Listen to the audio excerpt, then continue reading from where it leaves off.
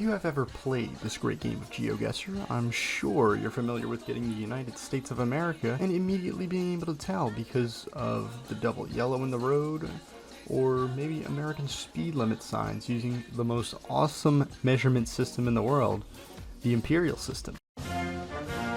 Which are all good things. Knowing the country you're in off the bat helps you pinpoint a guess in the country rather quickly. So why do I hate getting an America round in GeoGuessr? GeoGuessr players across the board will tell you that getting a US round is not an ideal scenario, and there's good reasons for this diagnosis. See, America is one of the easiest countries to distinguish from others, but also one of the hardest to pinpoint in the state or region you're in, and this comes down to two main factors: the sheer size and scale of the country and the similarities in regions across most of North America. America is a large country, bigger than most people realize. From sea to shining sea in a straight line, it can be nearly 3,000 miles or nearly 5,000 kilometers in some places, with a total of 3.8 million square miles and 9.8 square kilometers, ranking it as the third largest country by these measurements, only sitting behind Russia and Canada. Canada. Remember when I mentioned the similarities by region? Canada is another large factor of the US's difficulty. Large portions of the US-Canada border within 100 miles of each other, where most of the road networks and people are, can be nearly indistinguishable, especially in regions near the Midwest. Thankfully, Canadian road signs can usually be distinct enough to tell the difference between the two countries, but if you're using NMPZ, I wish you good luck in your endeavors. Back over the border in America, things do not get much clearer in places like the previously mentioned Midwest.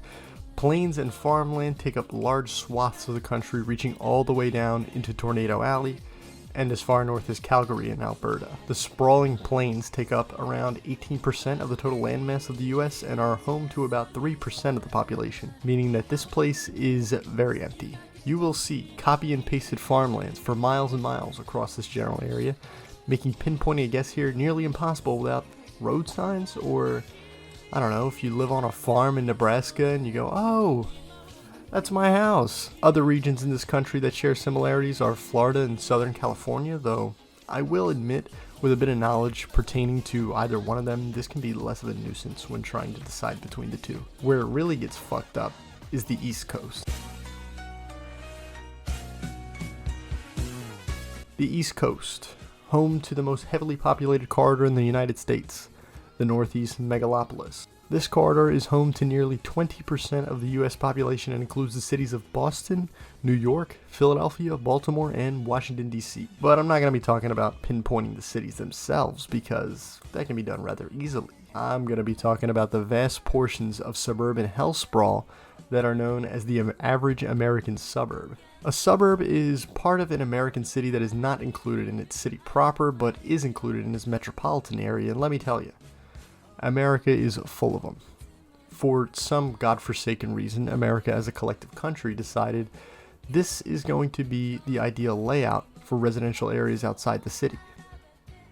This stems from mainly the 1950s when America began immense infrastructure investment in a better, more car-centric future for the average American. These winding roads give way to more residential areas and more residential areas until they eventually terminate or end up back to the main Strode, filled to the brim with strip malls and Walmarts aplenty. The American Strode, pictured here, is another determining factor in the difficulty here. Along these roads are nationwide fast food chains and small local businesses and strip malls that are ultimately not helpful for pinpointing a state or city. This hell sprawl design can be found not just on the East Coast, but across the entire country. But due to heavy population and road networks here, it is most likely that you will see one of these hellscapes on the East Coast.